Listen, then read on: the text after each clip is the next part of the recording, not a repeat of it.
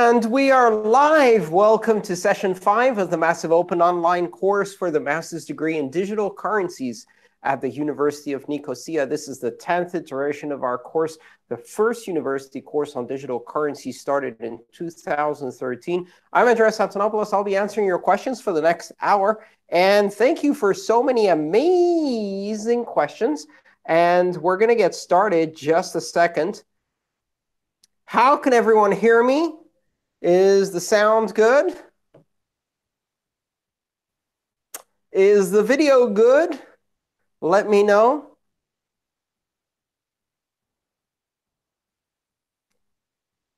All good. Fantastic. Question number 1, Eric asks, why did the number of Bitcoin nodes drop after March 2018? Eric, I don't know which chart you're looking at, but I don't really see much of a drop. Probably the best site for looking at Bitcoin nodes that I know of is called BitNodes. And what I'm looking at here is a peak of about 10,000 in March. And today's number is at 8,207. It's gradually declined, but not really by that much. My guess is that part of the reason the number of nodes goes up and drops is really reflective of the interest in cryptocurrencies. And the interest in cryptocurrencies is 100% correlated to the exchange rate of Bitcoin. So price goes up, and everything goes up. Excitement, attendance of meetings, website hits, views of my YouTube shows, signups for the MOOC, and of course, number of nodes that people start. People try to start nodes to learn more about Bitcoin and want to participate. And then the price drops, people lose interest, and the number of nodes goes down. So really not that big a deal. It's been around 8,000 to 10,000 now for several years, and it doesn't vary that much. There seem to be kind of a core of dedicated users who are fairly persistent at running nodes, and most likely these nodes are related to professional uses and professional purposes. And I think that is why we saw a slight drop after March. There comes a point when the price goes down, when the people who were holding on for a couple of months hoping for a rebound finally give up. And that's what happened in March.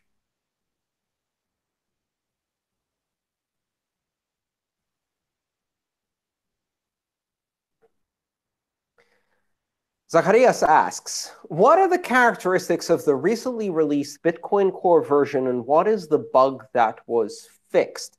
There's actually 2 versions that were recently released. One was a backported bug fix, which was 0.3, and this was released simultaneously as 16.3, but also as well as 15.3, 14.3, etc. And this was the bug fix release. And this fixed a specific vulnerability that was discovered. And this vulnerability related to a lack of validation, a specific use case. And it was a bug that could be exploited by miners to create certain blocks that could crash nodes or even potentially create more normally allowed by the consensus rules. The bug was never exploited. The majority of miners have upgraded and will therefore reject anybody who tries to use the bug. As a result, it's not really a consideration or a concern. A lot of people were surprised that that bug managed to get through review and quality analysis. And of course, that's one of the risks with software that has these unique characteristics. Consensus software development is very, very difficult. And the opportunities for very, very subtle bugs that can lead to consensus problems, there's a lot of opportunities for that. It's probably the hardest software engineering environment that exists. Anyhow, that was release 16.3. And just yesterday, release 17 of Bitcoin Core was made. 0.17 contains a number of interesting features. One of the ones I'm most interested in that was released with Bitcoin Core 17 is partially signed Bitcoin transactions, which is BIP 174.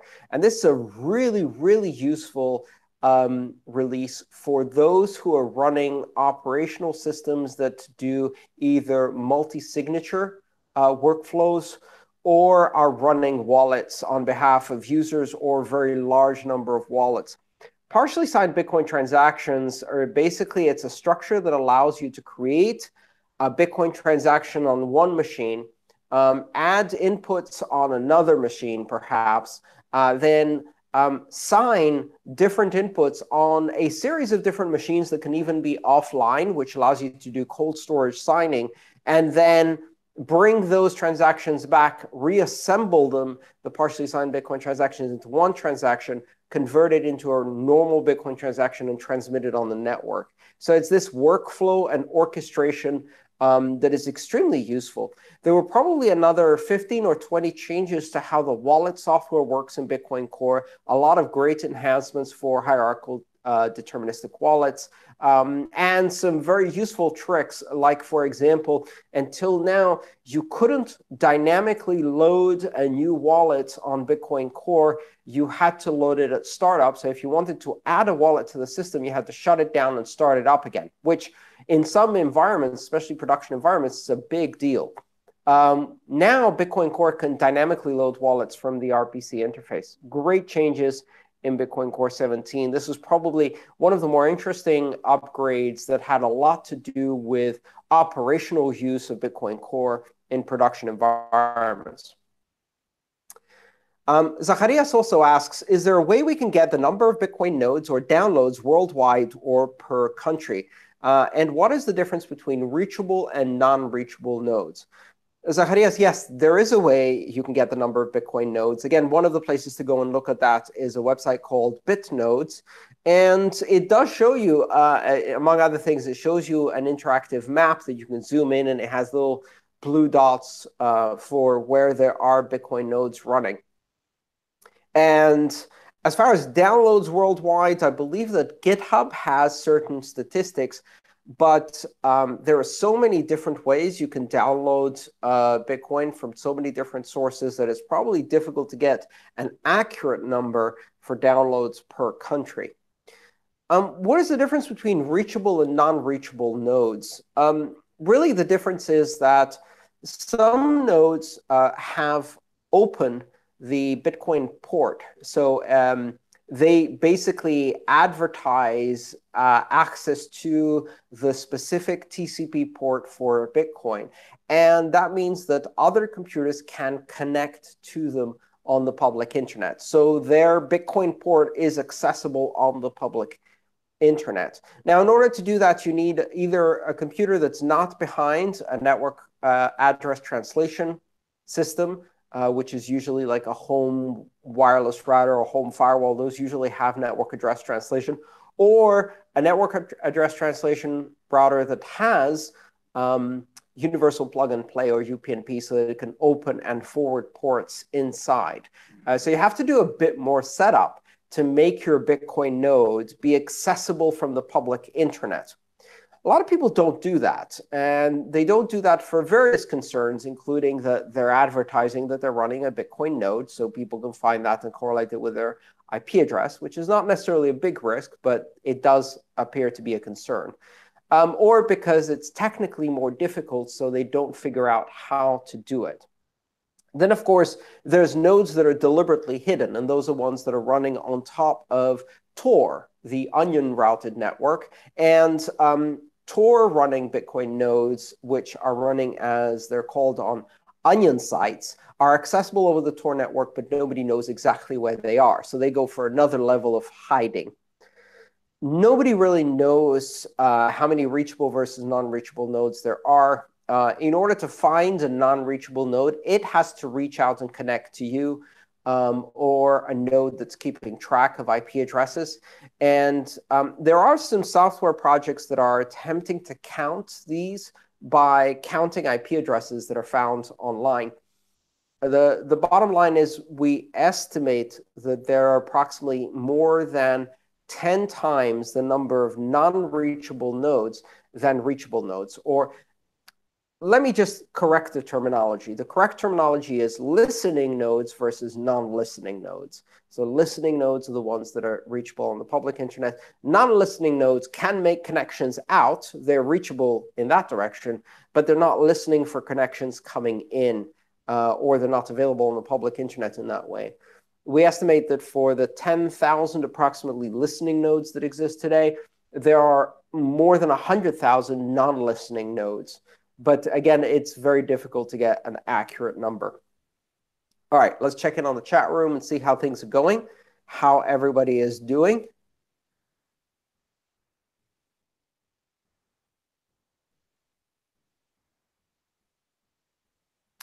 Jean had a follow-up question about the release of Bitcoin Core, and he says, is it true that only a couple of coders continue to work regularly on Bitcoin? Could this be why bugs get through because hardly anyone is checking the code in absolute minute detail? Jean, no, it's not true. In fact, if you look at the release notes for Bitcoin Core 17, for example, you can see the number of people who have contributed to each release, who have made changes that are big enough to needs kind of attribution in the change list. And that's not the number of people who are working on Bitcoin. That's only a small subset who contributed to this specific release. And the list of contributors, I'm looking now at Bitcoin Core 17. I'm just pulling it up. All right. So I'm seeing about 4 pages of contributors here. 4 pages of contributors for one release of Bitcoin Core. That's not counting the people who are testing, and it's certainly not counting the people who are looking at the code changes and reviewing them after the fact. I mean, I look at code changes, I look at pull requests, I'm participating in I'm reading the mailing list, I'm reading the GitHub notifications. I'm not actively contributing. I'm not contributing at all to Bitcoin Core, but I am paying attention to what changes are happening. I am paying attention to the pull requests, and I'm reading about those. So my name doesn't even appear there, but it's certainly I'm one of the people. There are hundreds of others who are reading and looking at changes, and there are hundreds of contributors to Bitcoin Core. This is an extremely vibrant project. So bottom line, it is absolutely not true, Jean, that only a couple of coders continue to work regularly on Bitcoin. It's a very active project. Jorgen asks, must the crypto dust in the mempool ever need to be cleaned up due to high usage of RAM for the nodes as time goes and more transaction key dust? Not necessarily. Dust is a problem, but it's not really a problem for the mempool. Dust is a problem for the UTXO set. These are 2 different things. The mempool is the list of currently outstanding unconfirmed transactions that are waiting to be confirmed in a block. Whereas the UTXO set is basically the collection of all Bitcoin that can be spent, that has not been spent, which is all of the little chunks that make up the almost 17 million Bitcoin that have been mined so far, that are sitting as transaction outputs and have not been spent. That database is the one that accumulates dust, because if you create lots of really, really, really tiny fragments of Bitcoin, then the database, imagine this, we've got almost 17 million Bitcoin that have been mined so far. And if all Bitcoin is kept in one Bitcoin amount chunks, there'd be 17 million chunks to keep track of, but they're not. A lot of these amounts are kept in much smaller chunks, which means that there are more than 100 million, I believe, unspent transaction outputs, which are the minimal units of Bitcoin. And among those are hundreds of thousands of pieces of dust, which are very small amounts of Bitcoin that in current conditions, given the fees and the capacity of the network cannot be cost effectively spent because the amount is small and the fee would be more than the amount if you created a transaction with them. Cleaning up that dust is not easy, but one of the things you've got to consider is that in the future, we might arrive at a time when the value of dust is higher, and there may be circumstances where, due to greater capacity of the blockchain, it's possible to spend that dust in a way that makes economic sense. So we don't really need to clean up dust now. It might happen in the future, and it's not a problem for the mempool, but it is a problem for indexing the full UTXO set. And it does impose a bit of a resource burden on the nodes that are keeping that UTXO set. If they keep it in memory, then it's a RAM problem. If they keep it on disk, then obviously it's a disk access problem. Okay, quickly checking into the chat room.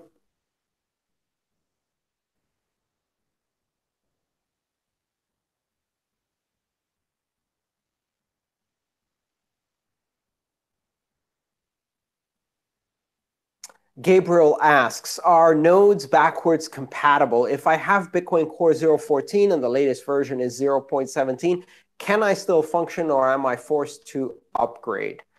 Gabriel, bottom line is, for the most part, yes, nodes are very, very backwards compatible. In fact, that's one of the elements of conservative software development that allows you to validate and to remain in sync with the network, even with a very old node. Part of the reason for that is the choice to do soft forks instead of hard forks in many cases, which allow old nodes to continue to operate on the network without making them incompatible with syncing the blockchain. The trade-off, however, is that older versions of Bitcoin Core, unless you upgrade them, may suffer from security vulnerabilities. So you say, if I have Bitcoin 0.14, well, if you have 0.14.0, which was released back then, you might have a problem. But Bitcoin is maintained for a couple of releases. So recently, for example, I believe 0.14.3 was released, which fixed the vulnerability that was just discovered. And that's something you would want to upgrade, at least to that incremental release, to fix the vulnerability. Your 0.14 nodes will continue to sync the blockchain. It's compatible. It will remain in sync. The other trade-off is that older nodes validate less, meaning that because of soft fork changes that have occurred, older nodes will see certain types of transactions and not fully validate the details behind them. In the case of, for example, segregated witness transactions, a node 0.14 will see every segregated witness transaction as one that could be spent by anyone. It will misunderstand the script and think that anyone can spend it, which in fact isn't the case because the validation rules of SegWit prohibit that.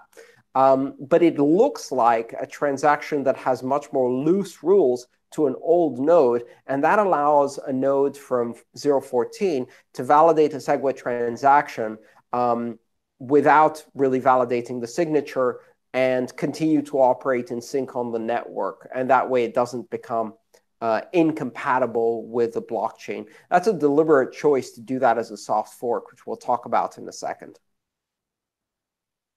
Mirza asks, since the Bitcoin network highly depends on fully validating nodes, was there or will there ever be an option that will implement incentives for people that run full nodes for Bitcoin or any other altcoin?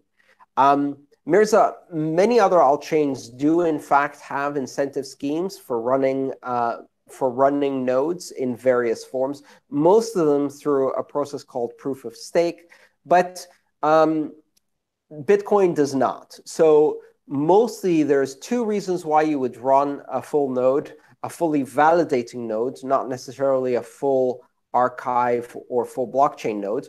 And the two reasons are, one, because you want to contribute to the health of the network, and you want to be able to validate transactions authoritatively yourself because you don't want to trust a third party. So if I want to know if one of my invoices that I made recently has been paid by one of my clients, I'm not going to trust a third party.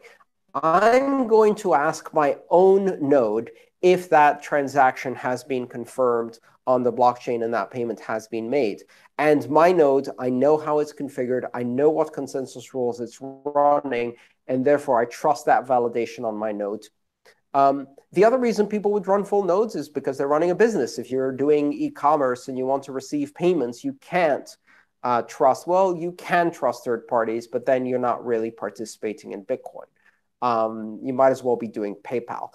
So by running a full node when you're running an e-commerce store or when you're accepting large payments from clients or any other kind of business that depends on having an authoritative validating system, you are sure that a third party can't cheat you by presenting false information because you don't trust anyone. You validate your own blockchain with the software that you choose to run according to the consensus rules that you choose.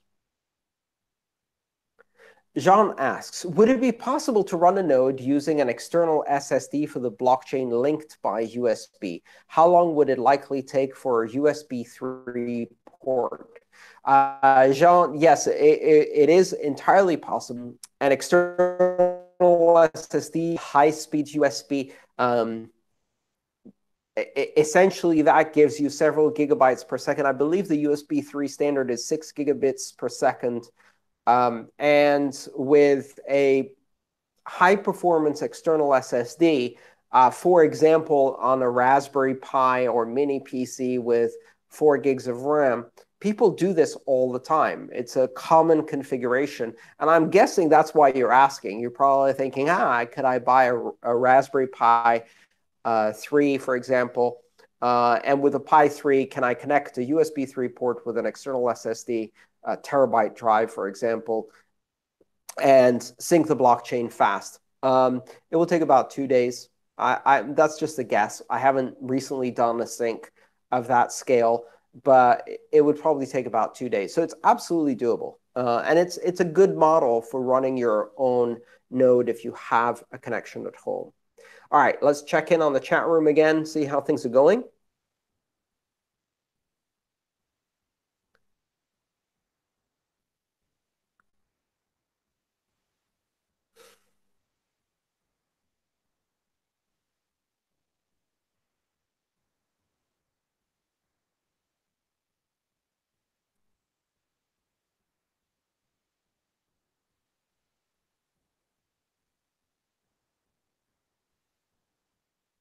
All right, we have a couple of follow-up questions.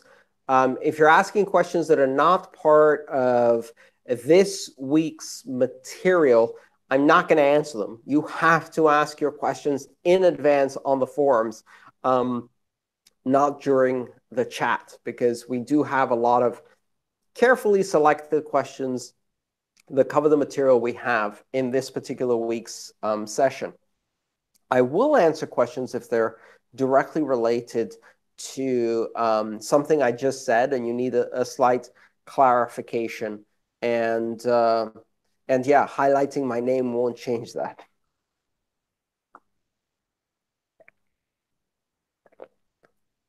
Let's see. Next question. Levi asks, can you explain SegWit and how did the upgrade happen and why is it a soft fork? This could probably be an entire session on its own, but I'll try my best to give you a quick explanation of segregated witness. Segregated witness was involve a problem called transaction malleability. And transaction malleability is the fact that due to a strange design choice by Satoshi Nakamoto, the transaction ID that is calculated by hashing a transaction actually includes the signatures. And while the signatures sign everything else, so you can't change anything else, the signatures can't obviously sign themselves. Let me explain what I mean by that. If you have a transaction and you sign it, what you're really doing is you're hashing all of the data in the transaction, and then you're applying a digital signature to that hash. And once you've done that, you've effectively locked down, or as we more accurately say, cryptographically committed to that transaction. So if you hash all of the inputs and all of the outputs in the transaction and sign that hash, then you can't change an input or an output, because then the hash would change and the signature would be invalid. So great. If that was how transaction IDs were calculated, we wouldn't have a problem. However, the way transaction IDs were calculated is to hash the entire transaction, including its signatures. And because the signature can't sign itself, if you can change the signature in a way that it's still valid, but slightly different, it will change the transaction ID while the transaction is exactly the same. So one of the ways you can do that is there were some loose parameters within the transaction signature that made it very, very difficult to prevent this from happening. So one way to think about this is padding, right? Let's say that your transaction signature is a number, and it's the number 10. Well, you can write 10 as 010. You can write 10 as 010.0. You can write 10 as 010.00. You can effectively pad the front or back of the number and with zeros, and that doesn't change the signature, because if you calculate the result, it's still 10. But what it does is, if you hash that and the binary representation of that signature has changed by a couple of bits because you padded some zeros, the transaction hash will be different. Now, people get confused about transaction malleability because they think, how can I change somebody else's signature? I don't have their key. And it's true that you can't sign as somebody else because you don't have their key, but you can still see what they calculated, which could be the number 10, let's say, as their signature, and you can just modify it in a way that doesn't actually change the calculation, like changing it to 010. And you're not changing what is signed, you're not changing where the money is going, you're not changing where the money came from, you're not changing anything in the transaction, anything material in the transaction. All you're doing is you're modifying the signature. It's almost a bit like if you had a physical check and it had been signed by someone, and you changed the ink in their signature from black to blue, and it doesn't change anything. It's still the same check that goes to the same person for the same amount. But when the bank scans it, they create a different image, and it seems like a different check because the ink is a different color. And you're not able to change their signature, you're not able to change their check, but you manage to fool the bank into thinking it's a different check because the ink color is different. That's kind of a loose metaphor. Segregated Witness fixed that. And the way it fixed it was really simple. It took signatures outside of the part of the transaction that is hashed. By doing that, you can no longer modify a transaction's ID before it has been confirmed. So that's really important, because a lot of the time we very much care about taking transactions, storing them offline, signed, but offline, and having them on standby so we can commit them to the network when we want. In fact, even more so, we want to be able to have transactions that depend on signed transactions, that depend on other signed transactions in a chain, none of which have been transmitted to the network. It's effectively like, I'll give you a check, you hold it as a security deposit, don't cash it, just hold it. And if I finish renting this apartment and I leave and everything's okay, you tear up the check, it never happened. But if I make damage to your apartment, you deposit that check, and because the signature is correct, you get that money. Effectively, that's how Lightning works. That's the mechanism by which you open a channel in Lightning, is essentially by giving this signed check or signed transaction that the other person doesn't spend, but just holds on to for a short period of time, and then you exchange a lot of these.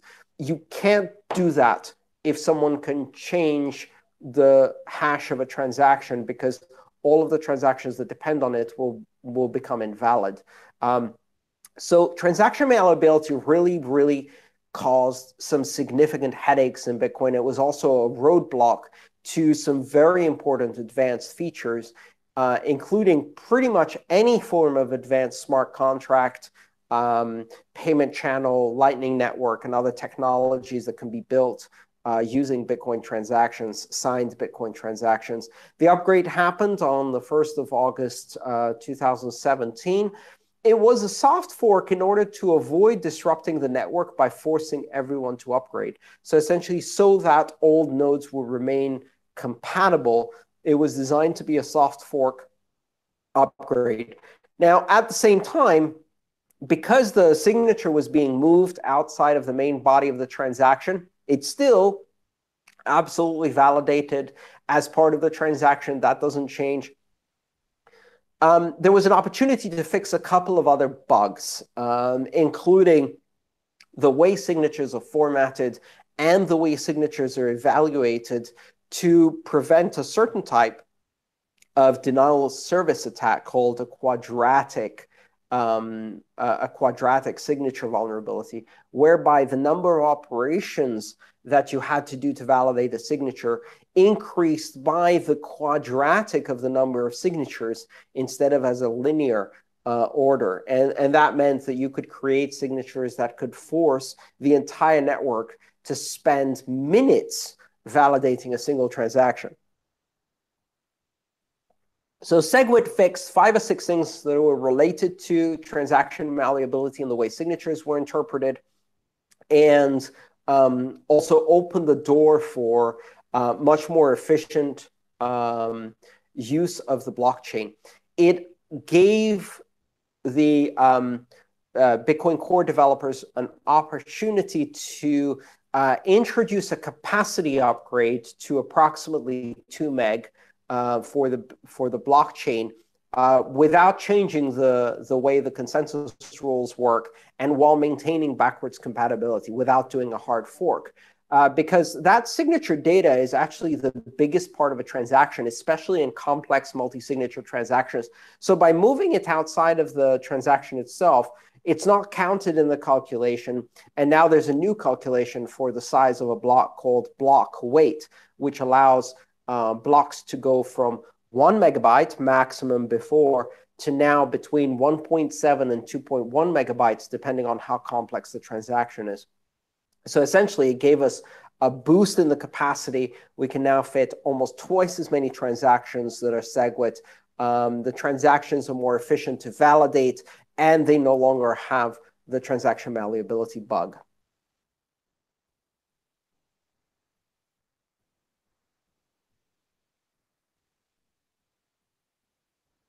All right, everybody's quiet on the chat room. Let's move on. Angelo asks, as the Bitcoin network is updated with SegWit, the witness part is mined as add-on blocks as part of the new, as part of a Coinbase transaction on a new block. But is it always in the following block or the first part of the transaction or not? Angelo, the witness part, which is the signatures, is not mined as part of a separate block. It's mined in the same block as the transactions. That hasn't changed. But because the transaction hashes are calculated without the signatures, and because all of those transaction hashes are added up, summarized in the Merkle root, there is another Merkle tree used just for the signature data so that those can be cryptographically committed by mining, so that you can effectively have both the transaction data that is summarized in the Merkle root and all of the signature data, which is summarized in the SegWit root or the witness root, both of those part of the header of the block, and therefore what gets committed to with the proof of work, so that you can't go and modify it later. And so that if there was a change in the signatures or witness data, that would invalidate the block by changing its hash, which would require recalculation of all subsequent blocks. So you have to commit all of the information in the block in the header so that it's marked by the proof of work, committed to by the proof of work. Because it couldn't be committed to in the Merkle root, the witness root is actually put inside the Coinbase. And that's, again, to maintain backwards compatibility with older clients that simply ignore that part and can still validate the block as if it didn't have witness data. But all of the new upgraded nodes validate the witness data in the block. So signatures, the witness data, and transactions are mined as part of the same block. They're stamped with the proof of work. They create the hash of the block. They have two Merkle trees that are added up in the header of the block. And they're validated in full, both the block and the transactions and the signatures, by every upgraded node.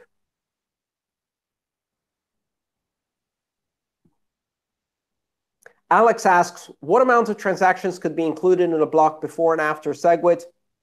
1 megabyte before, 1.7 to 2.1 megabytes after SegWit. So SegWit allows, practically has allowed us to increase, to double the number of transactions.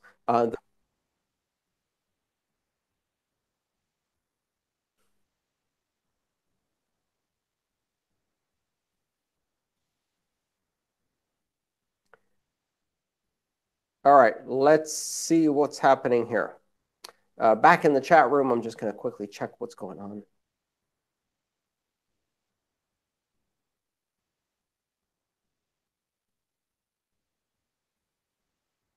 All right.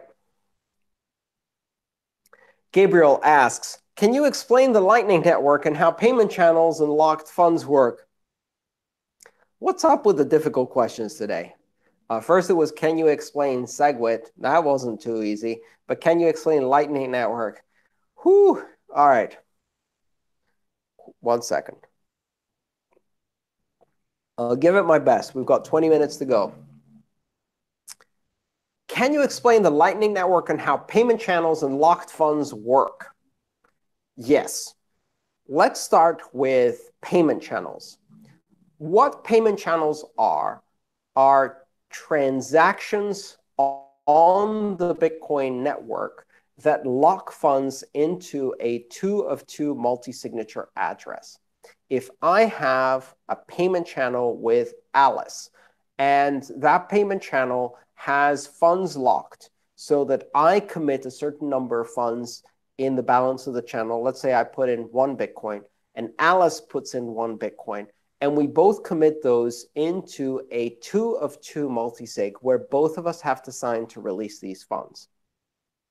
Now, once we have those, what we can do is we can sign a transaction that changes that balance, so that what we do is we can sign a transaction whereby I reduce my balance in the channel to 0.9 Bitcoin, and I increase Alice's transaction balance to 1.1.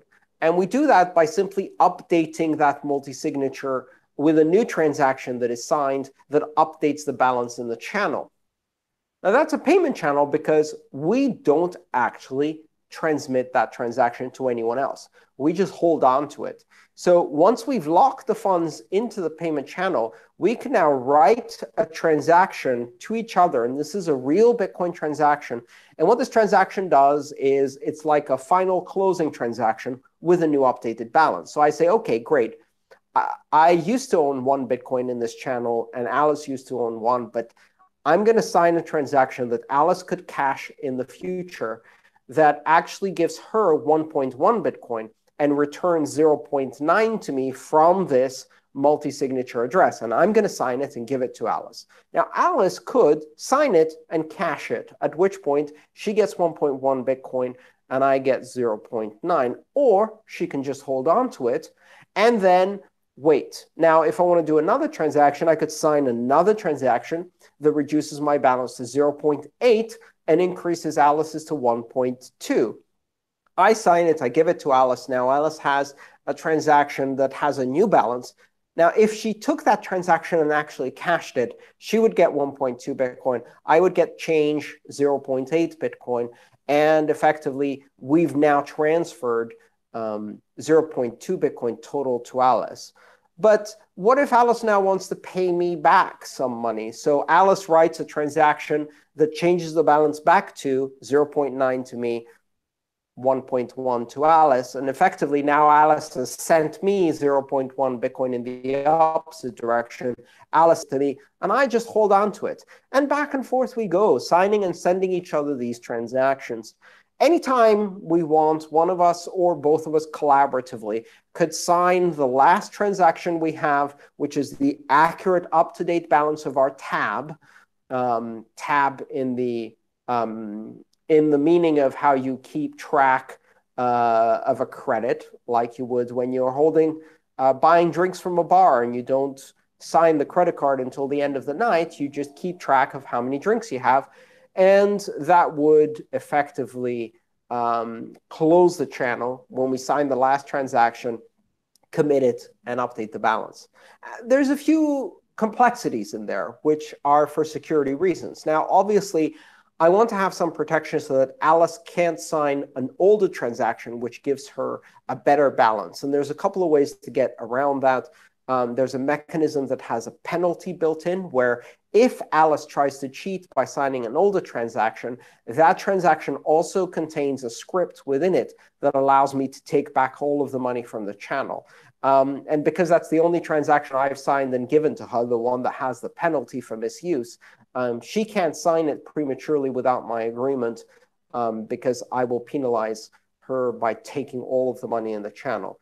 That tit for tat, as it's called, mechanism, game theory mechanism, is one of the security mechanisms. There are other mechanisms that could be used in Lightning networks. One of them is called L2, which uses a different formulation, but that's the basic idea. Now, great, that's a payment channel.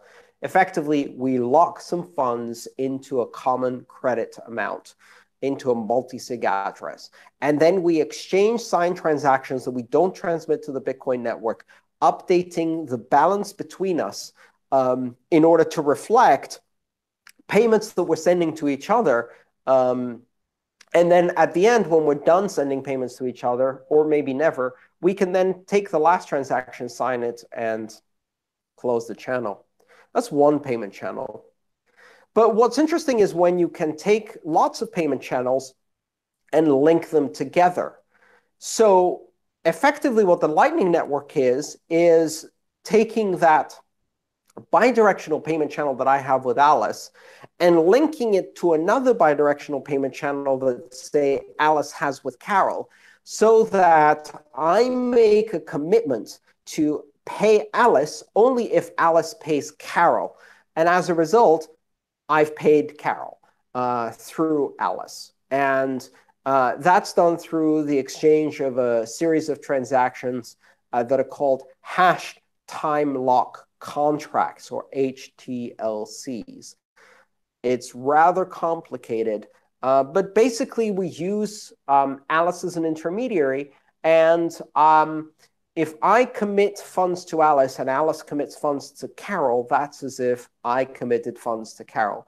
And these payment channels can be of quite significant length. You can have multiple hops of commitments. And then as soon as Carol is satisfied that she has a commitment from Alice, she can signal that back to me. So I release my commitment to Alice. Alice releases her commitment to Carol, and everybody gets paid. And most importantly, in all of these formulations, the system is designed so that no one can cheat, so that Alice doesn't get paid unless Carol has already been paid. So it's only once her commitment to Carol has been made that my commitment to her will be made. And that way we have security. We don't have to trust each other.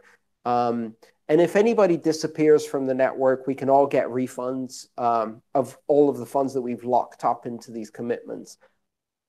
And of course, because this isn't transmitted to the Bitcoin network, even though it is a Bitcoin transaction, the only times you use it as a live Bitcoin transaction on the network is if there is a breakdown in the channel whereby somebody disappears or somebody tries to cheat. And then you take the last valid transaction you have and you send that to the Bitcoin network. It's a valid Bitcoin transaction. And that way you get your money back, or you punish the cheater, or you close the channel, and you can't be cheated. So effectively, you're using the Bitcoin blockchain to provide the security, and you're using the Bitcoin blockchain to be almost like a court.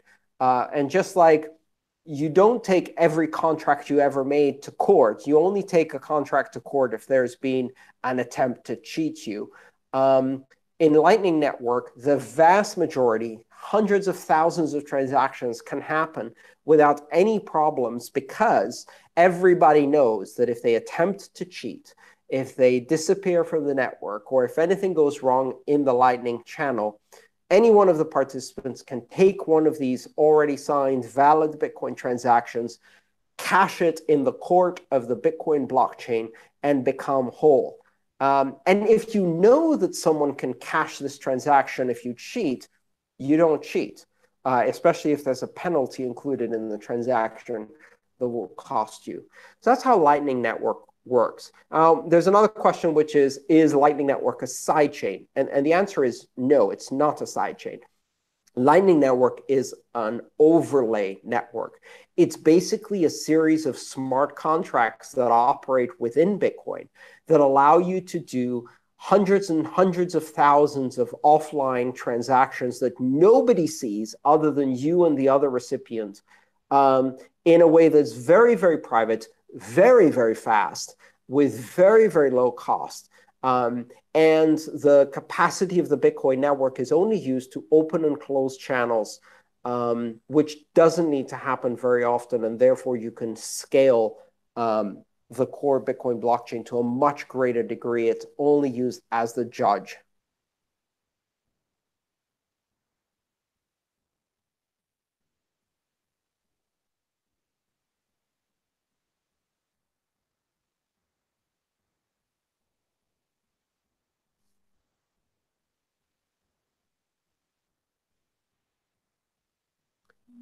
So Jean has a quick follow-up question on that, which is, do the participants of Lightning Network have to set up a smart contract?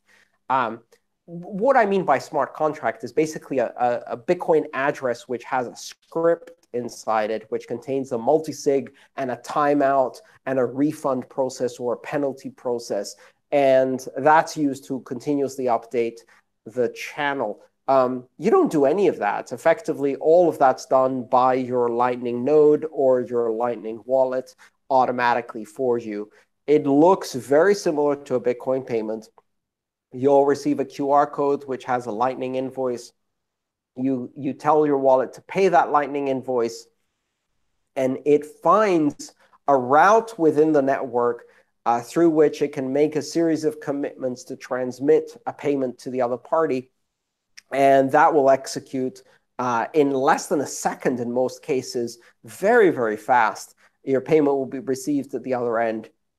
And all of the smart contracts and multi-sig and all of those details are managed by the wallets. It's completely invisible to the user. It just looks to the user, it looks like a very, very fast Bitcoin transaction that can have very, very small amounts. You can do amounts that are even less than a Satoshi in terms of the amount of payment, and with very, very low fees or sometimes no fees at all.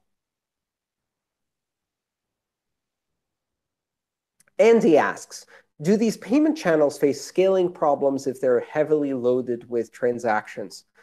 Not really. The amount of computation you need to do to calculate what's called a hash time-locked contract and to route that over the internet is such that if you put two Lightning nodes on a well-connected network and you start exchanging transactions between them as fast as possible, you can literally do hundreds of thousands of transactions per second.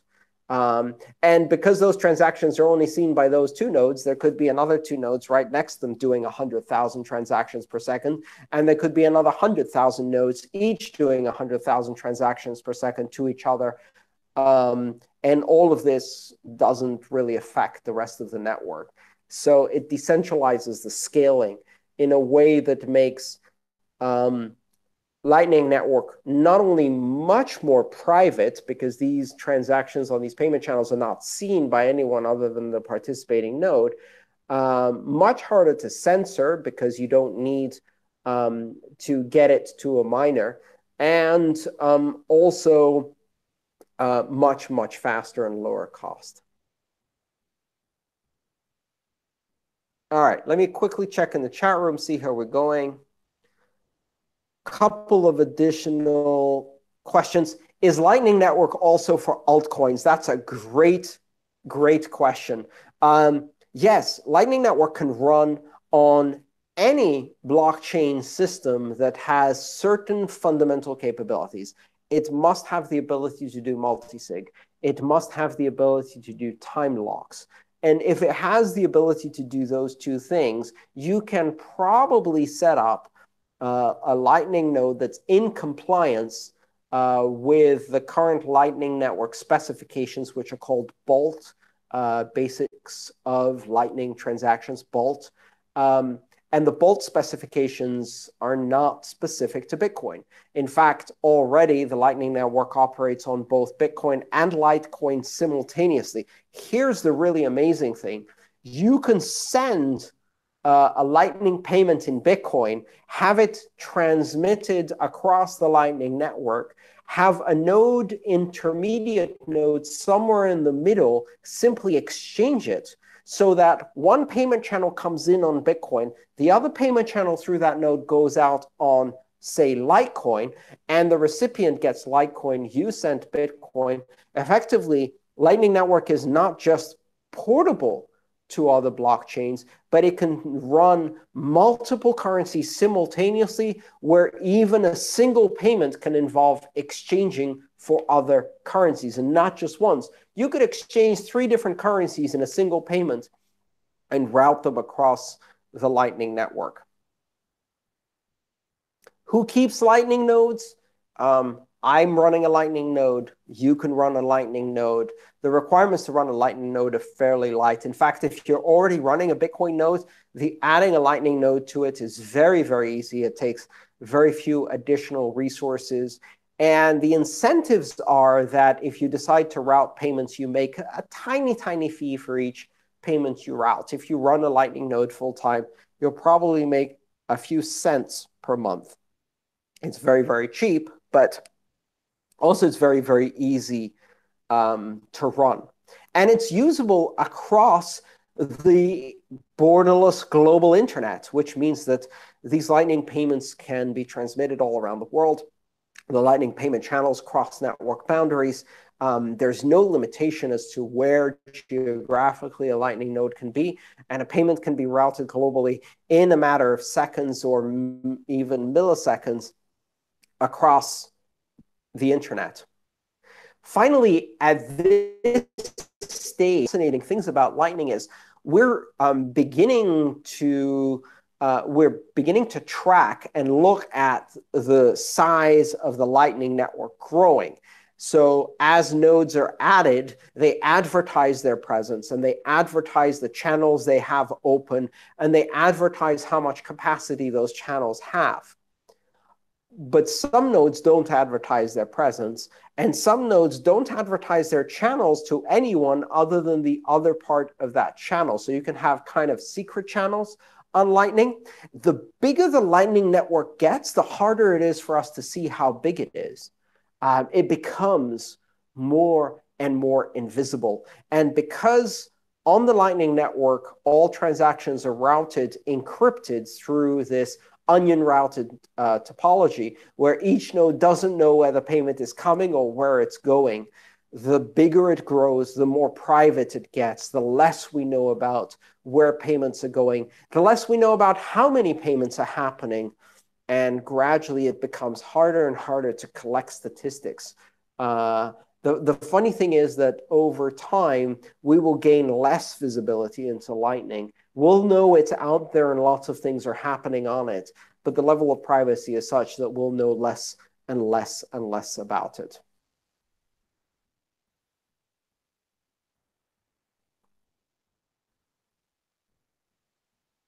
You know what? That's a pretty good point to stop here. Covered of some very, very big topics today. Segregated Witness and Lightning Network, obviously. If you want to see another explanation of Lightning Network, there's a whole chapter about Lightning Network. It's part of the advanced transactions section of the Mastering Bitcoin, which you can obviously download from GitHub and read for free. And maybe you'll get a better understanding of how Lightning Network works in more detail from that. And of course, you can try it out. There's a couple of useful wallets. One of them is called Zap. Zap is a full node wallet, so it will run a node, a Bitcoin node, a Lightning node, and a desktop wallet simultaneously. It's the easiest to set up, but it will take up the most resources on your computer and take a few days to sync. You can run Eclair, which is a lightweight Lightning Network wallet, which you can download and install on your phone. Eclair, Eclair, and an eclair is not a type of cake. It is the French word for lightning. And you can use those to try out Lightning transactions and see how it works. Great. That concludes the 5th session of the 10th iteration of the Massive Open Online course for the master's degree at the University of Nicosia's Digital Currencies course. I'm Andreas Antonopoulos. I've been answering your questions for this session. Please ask questions on the forums in advance during the week so that we can collect the best questions, compile a great questionnaire so I can answer them. And I will see you next week for session 6. Thank you so much. Have a good one. Bye-bye.